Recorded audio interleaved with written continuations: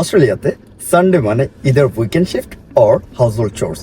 যখন আমি international student ছিলাম তখন সানডে মানে উইকেন্ড শিফট এবং ডাবল পে। আর এখন যখন আমি ফুল টাইম জবে ঢুকে গেছি, সানডে মানে আমার কাছে আমার হাউসহোল্ড চোরস, পার্সোনাল লাইফে যা যা বাসার কাজকর্ম আছে সেগুলো টেক কেয়ার করা। আজকের ভিডিওতে আমি অ্যাকচুয়ালি ডিসকাস করতে চাই কিভাবে as a student or as a graduate আপনি আপনার ফিনান্সটা একটু বেটার ওয়েতে ম্যানেজ করতে পারেন। এছাড়া আমি সানডেতে কী কী করি সেটাও একটু আপনাদেরকে টুকটাক গ্লিম্পস দিব, যেন যারা বাইরে থেকে দেখতেছেন অর্থাৎ অস্ট্রেলিয়ার বাইরে থেকে দেখতেছেন তারাও যেন বিদেশের লাইফটা সম্পর্কে একটু আইডিয়া পায়, অ্যান্ড যারা অস্ট্রেলিয়া থেকে দেখতেছেন তারাও যেন একটু জানতে পারে বা ইনসাইটস পায় কীভাবে নিজের পার্সোনাল ফিনান্সটা আর একটু বেটার ওয়েতে ম্যানেজ করা যেতে পারে। ইন্টারন্যাশনাল স্টুডেন্ট বলেন, গ্র্যাজুয়েটস বলেন, আমাদের উপর সবসময় একটা প্রেশার থাকে আমাদের নিজেদের এক্সপেন্সেস ম্যানেজ করা। আমাদের বিভিন্ন ধরনের, যদি স্টুডেন্ট হয় টিউশন ফিস, যদি মাইগ্রেন্ট বা গ্র্যাজুয়েটস হয় তখন তাদের বিভিন্ন ধরনের visa fees, lawyer fees and other যে ধরনের এক্সপেন্সেস অ্যান্ড বিলসগুলো আছে এগুলো সবসময় একটা প্রেশার থাকে। এই প্রেশার মাঝেও আমরা কিন্তু কিছুটা হলো নিজের জন্য সেভিংস রাখা উচিত। ইমার্জেন্সি সিচুয়েশনসের জন্য বা হুট করে কোনো কিছু দরকার হলো, খুব ইম্পর্ট্যান্ট একটা জিনিস কিনতে হবে বা কোথাও পে করতে হবে, সেক্ষেত্রেও সেভিংস অনেক হেল্প করে। ইন্টারন্যাশনাল স্টুডেন্টসদের জন্য পার্সোনাল ফিনান্স ভালোভাবে ম্যানেজ করাও একটা স্কিল, যার জন্য এই ভিডিওটা বানানো। সময় চলে আসছে একটা শপিং কমপ্লেক্সে, যেখান থেকে আমি অ্যাকচুয়ালি গ্রসারি করবো, অ্যাকচুয়ালি কোলসে যাবো। আমার কাছে মনে হচ্ছে যে আজকে অতিরিক্ত crowd, I guess that's because of the Christmas and সামনে লং হলিডেজ, সেই জন্যে।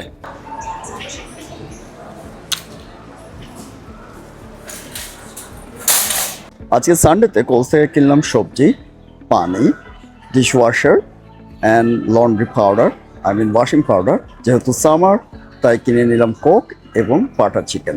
সো আমার টোটাল খরচ হয়েছে দেখা যাচ্ছে যে $42.80। আমরা অনেকেই দেশ থেকে আসার সময় মশলাপাতি নিয়ে আসি, কিন্তু অস্ট্রেলিয়াতে কিন্তু আপনি সব ধরনের মশলাই পেয়ে যাবেন রান্নাবাড়ির জন্য। এমনকি আপনি বাংলাদেশিদের ফেভারিট একদম যেটা ছাড়া ভাত খাওয়া হয় না সেটা হচ্ছে ডাল, ডালও পেয়ে যাবেন অস্ট্রেলিয়াতে। রাঁধুনি মশলাও আছে অস্ট্রেলিয়াতে।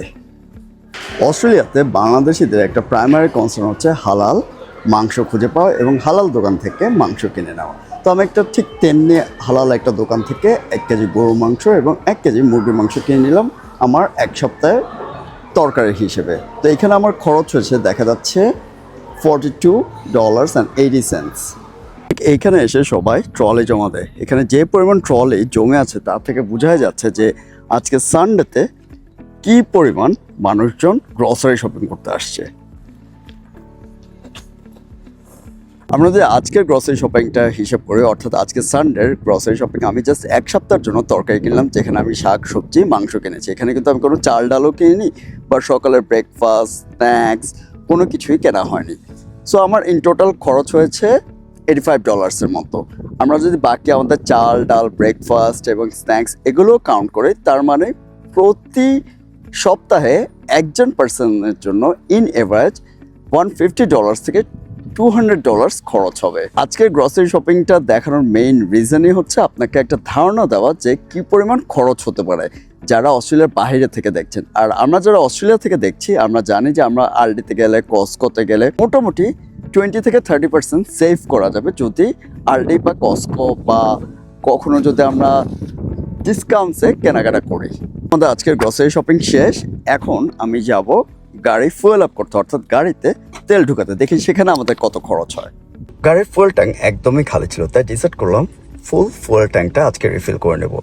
অ্যান্ড পুরো রিফিল করতে আমার খরচ হয়েছে, আমরা দেখতে পাচ্ছি $137.93। এছাড়া গাড়ি ধোয়া এবং ভ্যাকিউম করা খরচ হয়েছে ধরে নিলাম $15।